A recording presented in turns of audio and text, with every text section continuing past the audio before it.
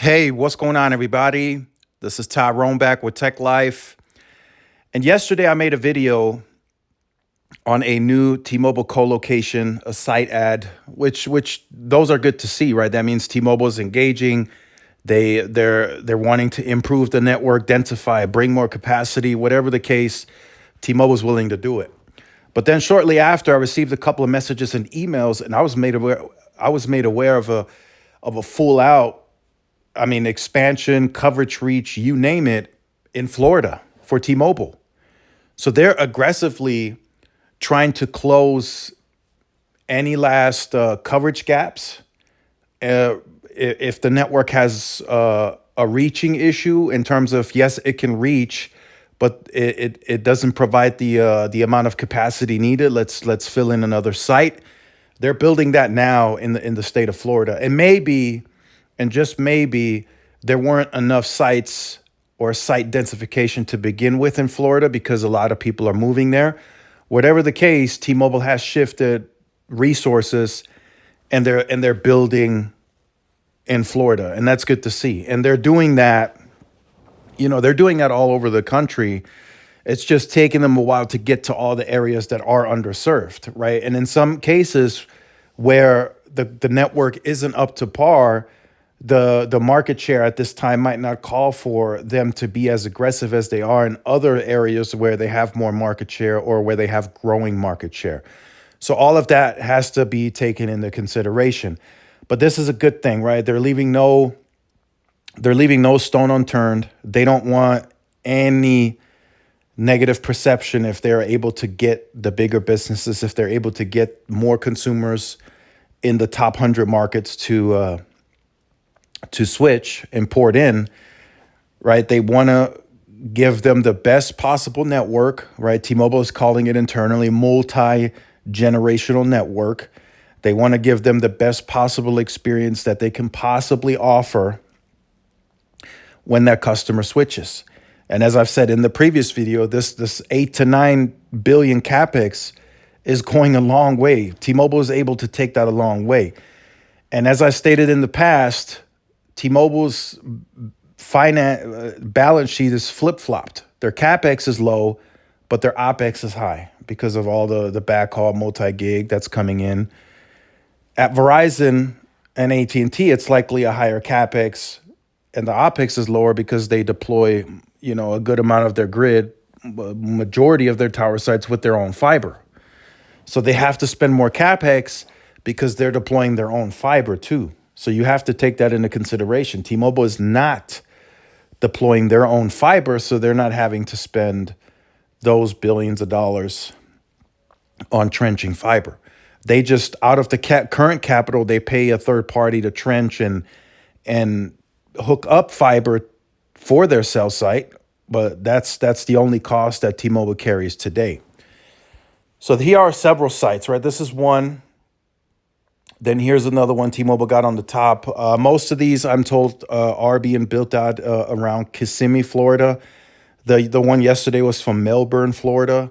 So I'm hearing they're also building out C-RAN now, N41 C-RAN. Someone sent in a permit and an actual pole that was already deployed. So they're densifying on top of densification. But these sites, I'm told, are brand new.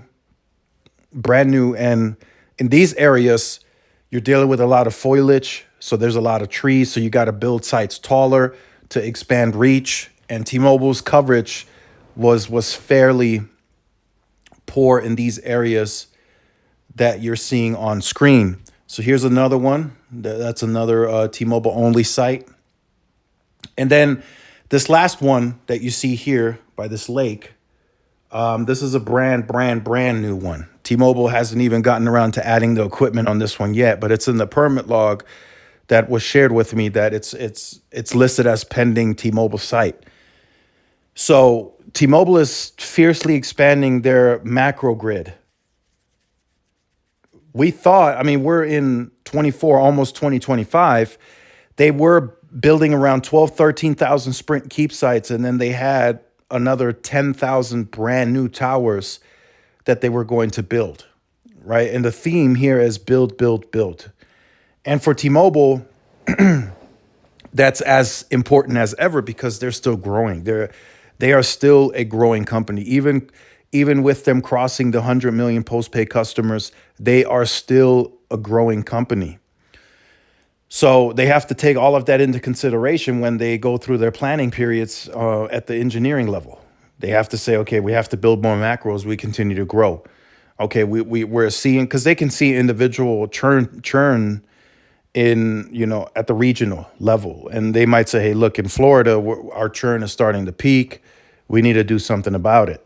And the investment dollars are clearly there because we're seeing the stuff get built.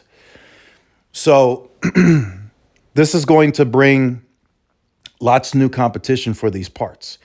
These might have been areas that businesses and consumers wanted no parts of T-Mobile because they just couldn't meet their needs, right? They couldn't complete the mission, the day-to-day tasks. T-Mobile wasn't able to handle it. They may have had coverage. It might have been a weak RSRP area, very bad SINAR, but they had coverage. Now there's actual sites coming, right? Once those are online, I think some of them are online. I got speed tests, T-Mobile doing well over a gig. So once the rest of these come online, T-Mobile is going to be a lot better in these areas to serve the business that may want to join or to serve the consumer customer. And this will more than likely make broadband FWA an option as well. So this is going to get very interesting. Now, this is just T-Mobile. I will point out, this is T-Mobile just bettering the company and bettering themselves and bettering their network. I'm not saying that Verizon and AT&T are not building. They are clearly building. We're seeing AT&T go through that Nokia to Ericsson rip. We're seeing Verizon continue to deploy C-band on existing sites and deploy C-band on new towers that are going up daily. But it's good to see this coming from T-Mobile. As it stands today, T-Mobile is really the only competitor that can drive change into the market.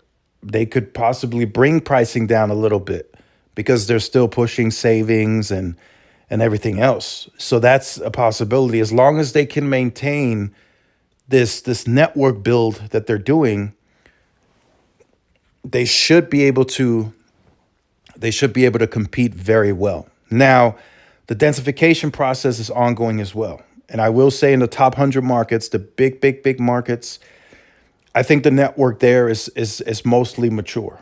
Yes, they need to do a little bit here and there, right? Some indoor stuff, DAS systems, and they're working on that too. They're doing the Pico cells, they're doing all that, right? Now, that will come with time to really get the network to where they may want it. That's going to have to come with time.